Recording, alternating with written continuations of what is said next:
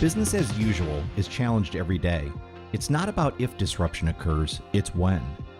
On this original show from Castellan Solutions, we're hearing from the world's best leaders as they get into specific situations and topics, providing insights, advice, lessons learned, and resources so you can be ready for when business is interrupted. I'm your host, Brian Zawada, for this Scenarios episode. With me today is Jason Barr, and the topic is cyber resilience. Jason, thanks so much for being here. Welcome to the show. Tell me what those two words mean to you. So as a general commentary on cyber resilience, it's really your preparedness in my mind for being able to adapt or being able to kind of have to deal with the incidents or the issues of the events that are coming inbound towards you and being able to live through them and be able to recover from them, so to speak. So I think it's a pretty broad discussion point in my mind when I look at it. But I'd say that's probably where I would categorize it. Yeah, I've used the term bend, not break when it comes to, any type of threat. When we talk about philosophy for a moment, some people talk about cyber information security. It's not a question of if something bad happens, it's when. Do you subscribe to that philosophy? 100%. Okay. Yeah, there's no question. It's just a matter of time. If you haven't been hit yet, don't worry, it's coming. You just have to wait for your turn, so to speak. But everyone is subject to these. And I think as a whole in the industry, I think we're moving more and more towards that, where it will come at much higher pace, much more rapid succession in terms of being able to be hit by it. And some of the areas that I'm watching very closely around the ransomware events and stuff, which I find fascinating, are the kind of triple or quadruple payments that are being requested, right? The ability to have someone who's hit you once and then come back 3 more times to get more money out of you because they still maintain that data, or they maintain a footprint inside of your environment, or there's just something that they keep getting you for. And it's just one of those areas that I think we're going to continue to get worse before we can really get better. Yeah. And of course, with cyber resilience, you do everything you possibly can to prevent. Yeah, you obviously do what you can to learn and adapt, but you've got to be really good at responding to a successful attack. Maybe you could share for a moment, what are some of the elements there or the capabilities when it comes to cyber response that stand out, that are absolute, just foundational or, table stakes when it comes to having a really strong cyber response capability? Yeah, I think number one for me is really having a proper incident response plan and testing. So when you look at incident response in general, it's chaos when incidents happen. Like when serious stuff happens, you really go into a state of chaos inside of the company where executives are freaking out, board members are freaking out, making sure what happened, what did we get hit with, how bad is it, what's the impact, what's the potential for revenue loss, what's the potential for litigation, all those areas.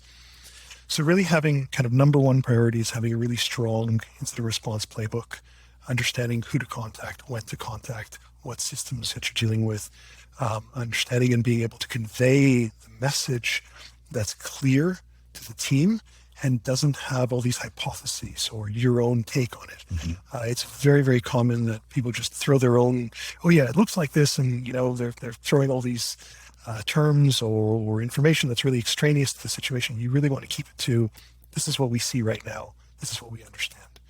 The second piece that I'd say is super critical for me is, besides being trained in that incident response plan, it's understanding your environment. One of these areas that most companies ignore is having proper understanding of data flow, which is a huge factor when you're dealing with these types of events where someone's done something bad inside of your environment. You want to understand where it's come from, what data it potentially has access to, and where the data could have gone to.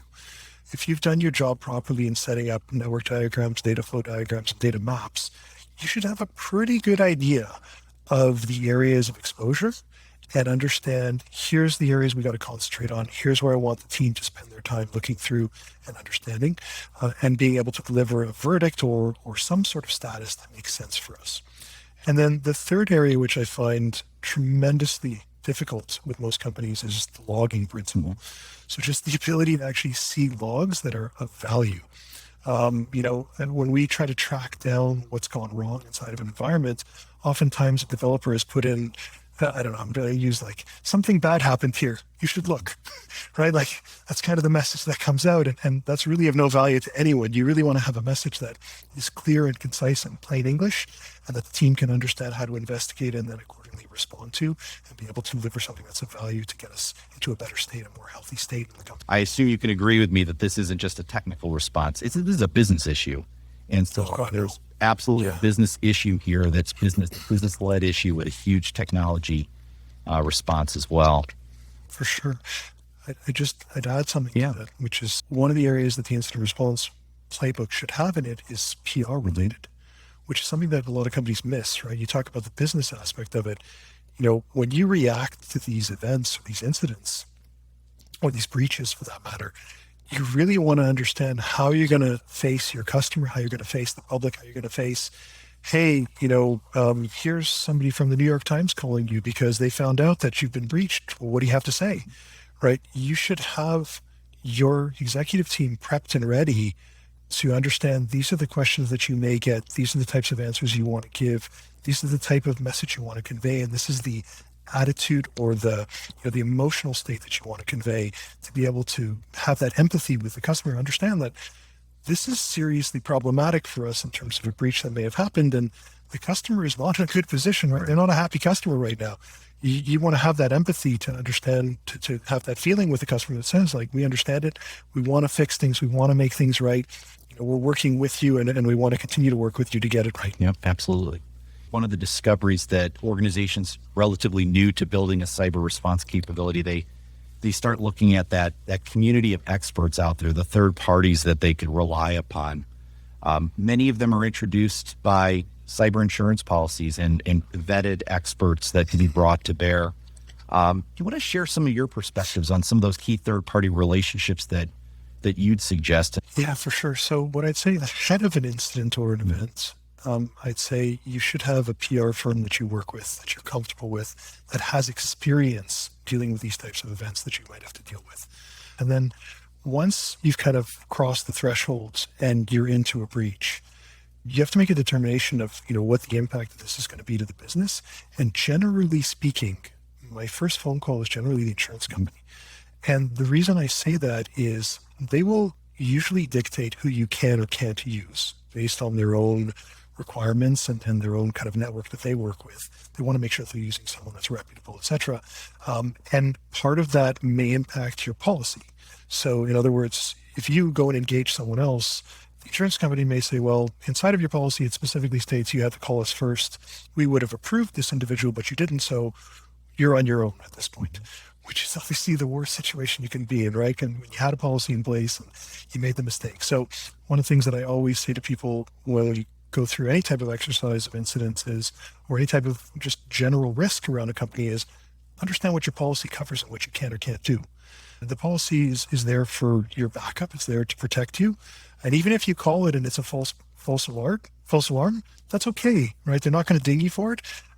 It's better to be in a position where you've made the call, understand that there's potential for something to go bad. We want to make sure that you're aware, and then, we can stand down, or, hey, this is bad. We need help.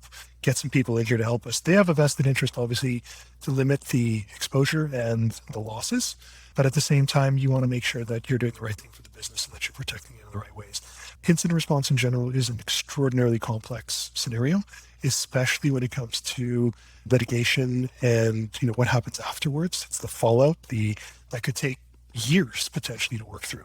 You want to make sure you do the right things initially versus having to do the cleanup of the big mess afterwards. You're mopping it up for years afterwards. For sure. And one of the key third parties, as an extension of insurance, is usually expert outside counsel to help navigate. And there's a huge body of expertise out there today.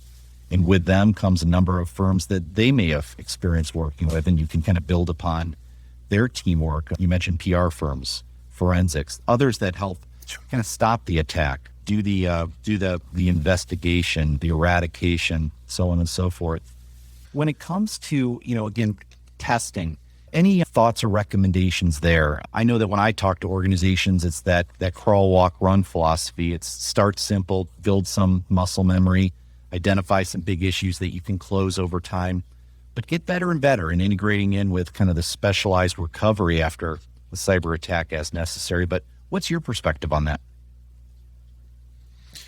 Yeah, I describe the same type of model that you mentioned. You gotta crawl to learn to walk, to learn to run, etc. You start with something and move it forward. I think oftentimes companies are caught trying to boil the ocean. Put in a massive playbook and make it all work, etc. I like to see a minimum of annual tabletop exercises for the team. At the very least, they understand that muscle memory that you mentioned. Try to get the perspective of here's what things will look like and here's what could happen in these scenarios. When I create these tabletop exercises, I tend to use ones that are very realistic for the company, like that we would actually go through.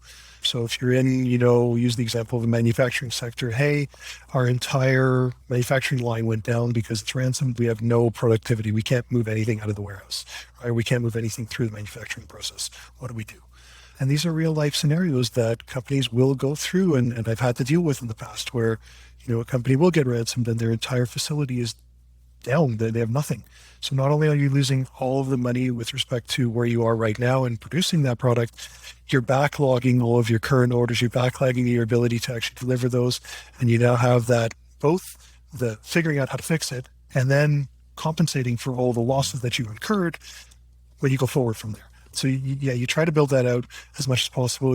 Any type of incident that you encounter, any type of item that kind of runs the same model or runs in kind of a similar category, you can use that as your tabletop as well, right? You want to get the team together. You don't want to just use it, in the last possible resort. You want to be able to have that as an ongoing basis where you can pull the team together and say, hey, we had an incident. Here's what happened. Here's what we know. Here's what we're researching, etc. So they can get familiar with it. Yeah, and I think this goes back to one of the first comments you made about, one of those capabilities you absolutely have to have is some form of data flow, process flow, to understand where some of these attacks might be and what are the downstream implications from a business perspective as well. You mentioned payments before. Yeah, I want to go back to that for a moment.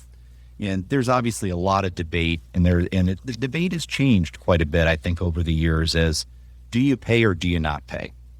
And oftentimes it gets very theoretical pre-attack, but when you're in the throes of it, depending on the situation and the circumstances, you may be reopening that debate. What's your perspective on this? Yeah, everybody talks a big game before it actually happens to them is, I think, the best way to put it, right? We'll never pay that rent. But the reality is, when you've been ransomed, you're probably going to bow at some point if you just can't get the business back. Otherwise, you risk losing the business. And there's a couple things to keep in mind with this. How do you go about doing these payments, right? You can't do it yourself usually. One of the things that ransom players have been doing very, very well of late is looking around your network before they actually execute on the ransom to find relevant documents that are valuable to them. So, for example, your own insurance policy. They will look around and find your insurance policy to know exactly what they can ask for when they're ready to ransom you. It's a great way for them to get the inside scoop, understand, hey, you've got, 5 million in income, making up numbers or whatever. Got 5 million coverage. Great. We can ask for 5 million. We know you'll pay up, or we can ask for 7 million and maybe you'll have to, top up the last 2. We'll look around for your financial information. We'll look around to find out, how healthy is the company's books? What do you have in the bank, etc. These are great ways for the bad actors to go through and figure out, know ahead of time, this is where we're going to go towards, and this is what we're going to do with it, and here's how we're going to play the whole scenario. Additionally, I think as a general comment, like whenever you deal with these events, you just can't go out and buy $1 million in crypto. It's just not going to work, right? It's not how the system works. You actually have to have someone who acts as a purchaser for you to do this. So what I'll say is dealing with any type of negotiation, it's not something that I would recommend that you join. You should be bringing in someone to help you with this.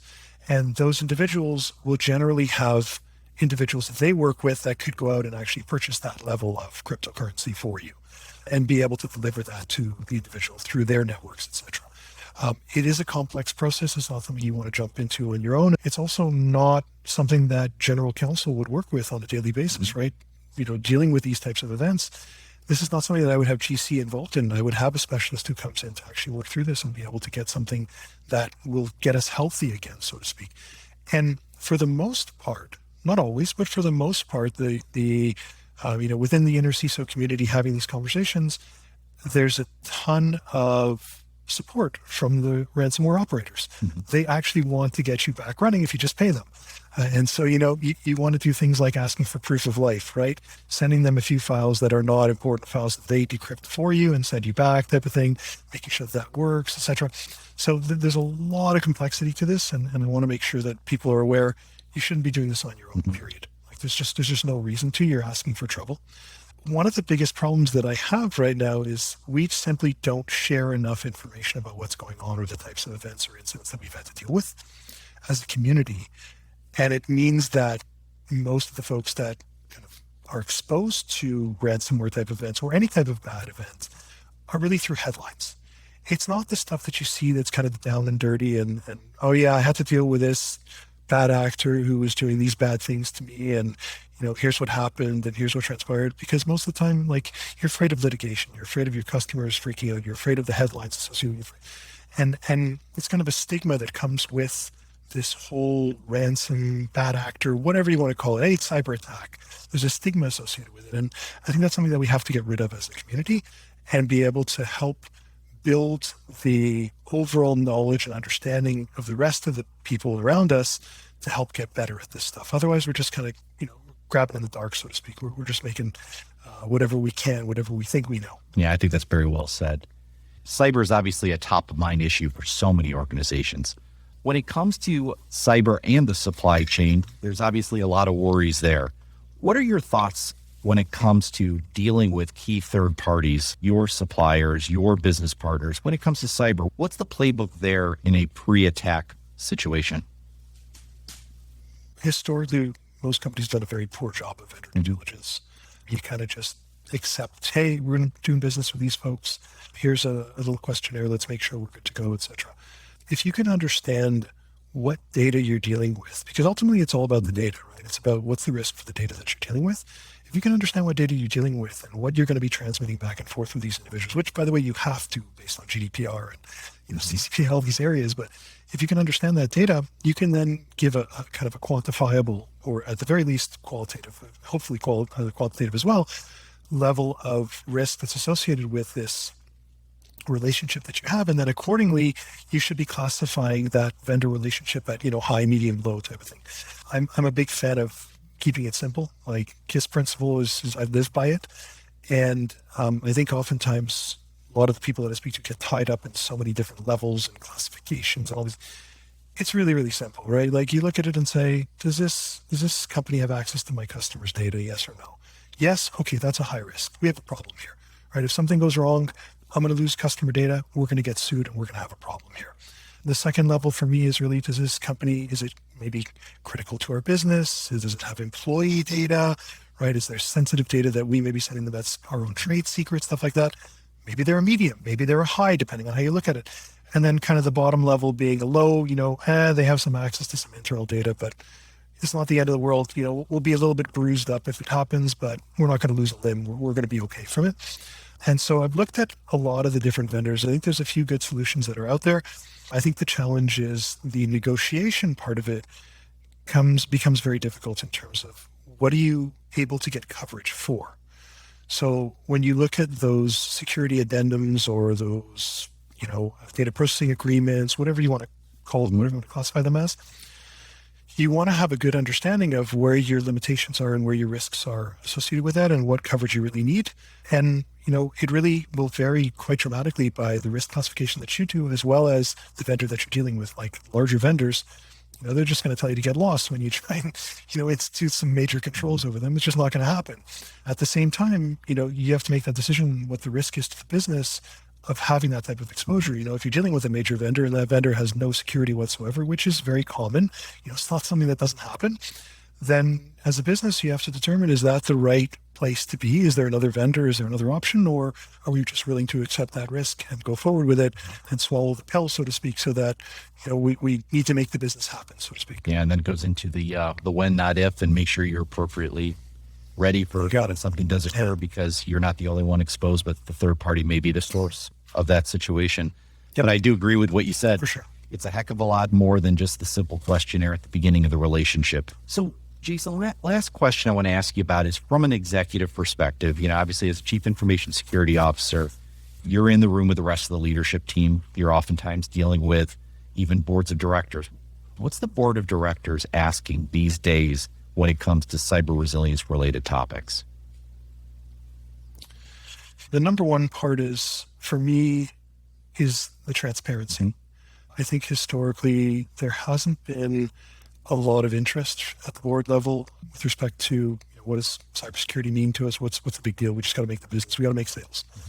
And I think that sentiment is changing quite dramatically, actually, over the past couple of years, probably, where we're looking at it from a very different angle to say, hey, this is a significant risk to the business and we have to actually take care of it.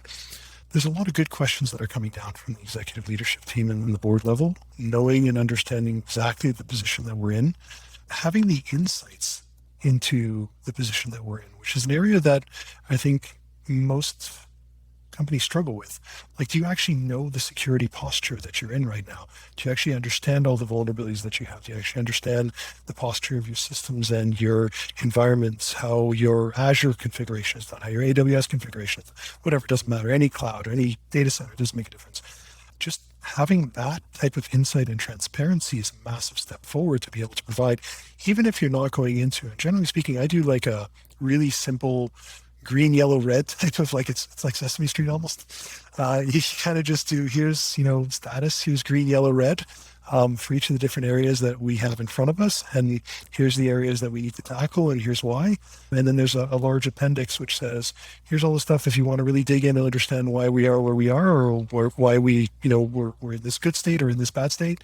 You're welcome to dig in, but generally it's a really high level overview. And then as anybody asks questions, etc., you digging in and just giving the feedback on this is why we are where we are, etc. Well, Jason, thank you so much for joining me. What's the best way for people to connect with you if they want to reach out and ask you any questions? Yeah, it's usually LinkedIn, so I'm on there. If you're logged in, just look up, I'm under Jason B. Barr. You can find me, and I'm always happy to connect with folks and learn more. It's great to be able to interface with other individuals who are interested in the space, and it's a great forum for me to kind of post my thoughts in areas that I find of interest. Thanks for listening to Business Interrupted. I'm Brian Zawada for this Scenarios episode. To get more insights and resources, head over to castellanbc.com and follow along wherever you get your audio.